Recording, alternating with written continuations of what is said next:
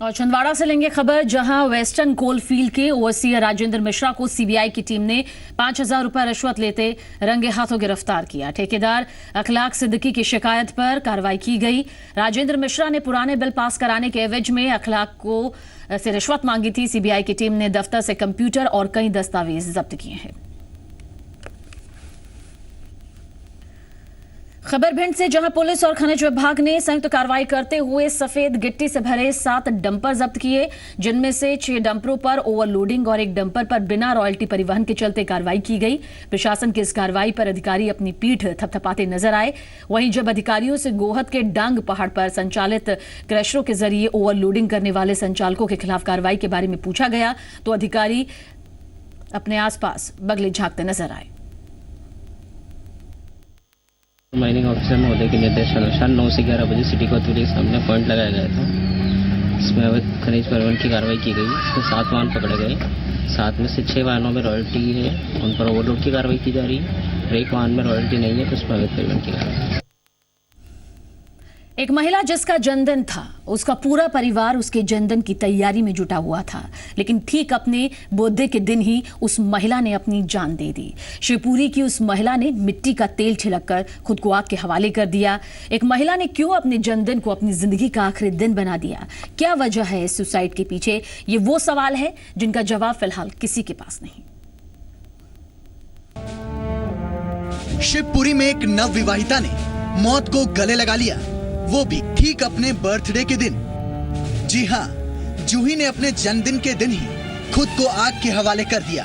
Bedroom में जिंदा जलकर उसने अपनी जान दे दी। बर्थडे के दिन सुसाइड। महिला ने खुद को जिंदा जलाया। भी नहीं मालूम, ये तो बढ़िया। आज तो इसकी बर्थडे थी, तो हम तो बर्थडे की तैयारी कर रहे थे इसकी। कुछ भी नहीं, इतनी सी भी जरा सी भी भनकनी थी हम लोगों को, तो कुछ भी मतलब ऐसा कुछ हो सकता है।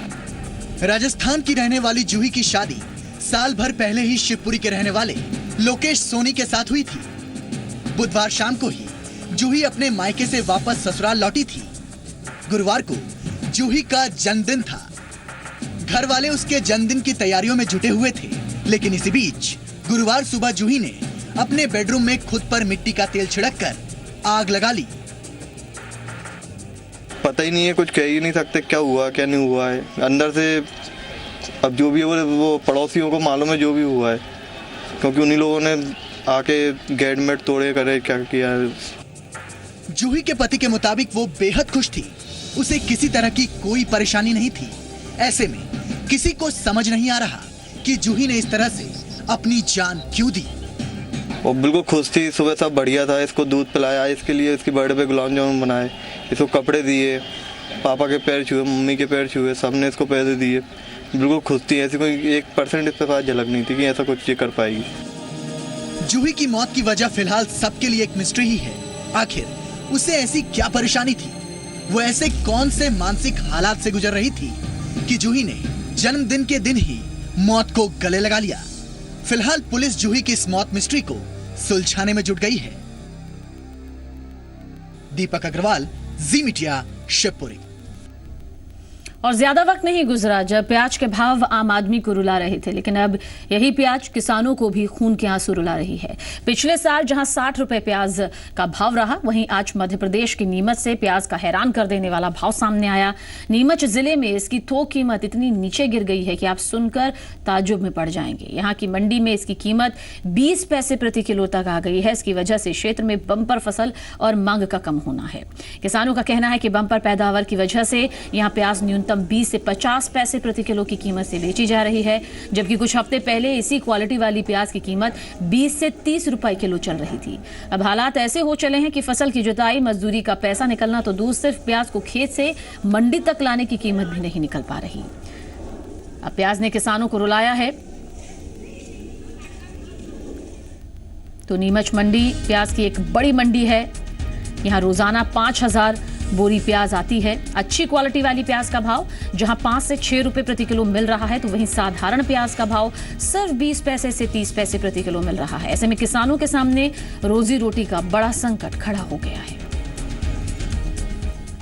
किसानों के पास तो हम 6 महीने तक उसकी देखभाल करते रहते हैं और फिर उसी को हम मंडी में लेके आते हैं तो 40 पैसे 50 पैसे प्रति किलो में ये ले लेते हैं और इनके गोदामों में भर लेते हैं।